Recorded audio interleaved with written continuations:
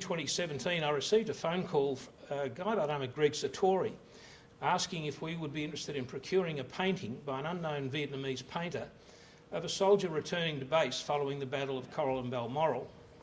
The painting from a photograph depicts Private John Bryant returning to base after the battle at Fire Support Base Balmoral. And it's with pleasure that I introduce Greg and John and ask them to come forward to present the painting to the museum. Greg and Ian.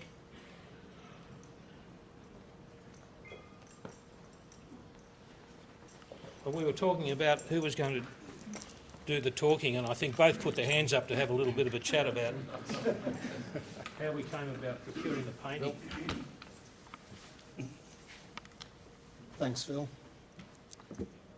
Well, I wasn't sure what I was going to say. Marianne said, just talk about the inspiration of what made you consider even getting a painting done and donating it in the first place. So I had a bit of a think about it, and that thought actually changed the moment I walked through the door here. I looked around at the exhibits and I looked at the people in front of me. Jeez, you're not expecting karaoke. Oh, no. 60.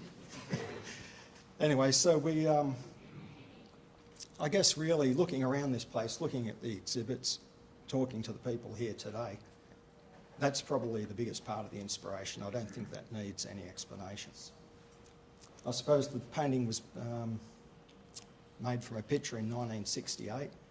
My involvement started much later, in about 1994-95. I was up the bush in the Upper Dargo region, and that's where I met John. John at the time was walking up the river. He'd just joined our crew through a fellow that we knew in common.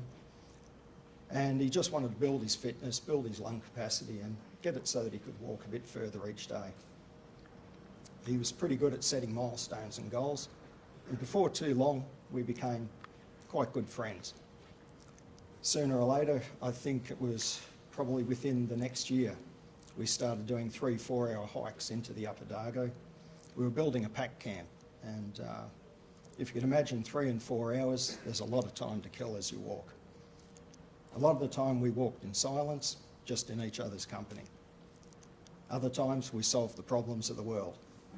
They haven't seemed to have taken effect, but they were there.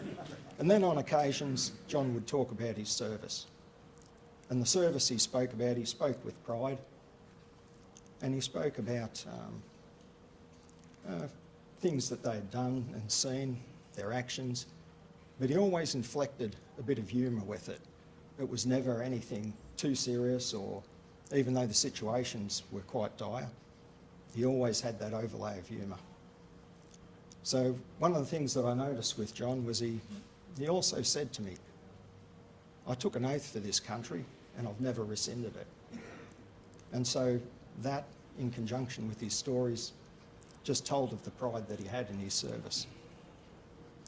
Much later, I was at John's eldest son's wedding, and I was fortunate enough to meet with some of the men that John served with. And those blokes were just that, ordinary blokes, good blokes. With that, I guess listening to their conversations, I noticed that they too had a pride in the camaraderie they shared, a pride in the service they had, and an overwhelming pride in their achievements in their country. And that just shone through.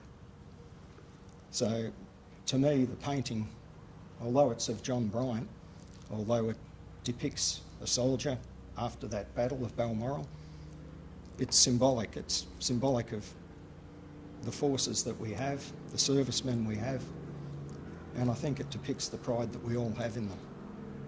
Ordinary blokes doing extraordinary things, and I think the ordinary bloke who just answers the call and does what he has to do, and he displays the courage and the professionalism of what my generation see as the Australian soldier. So that's basically it.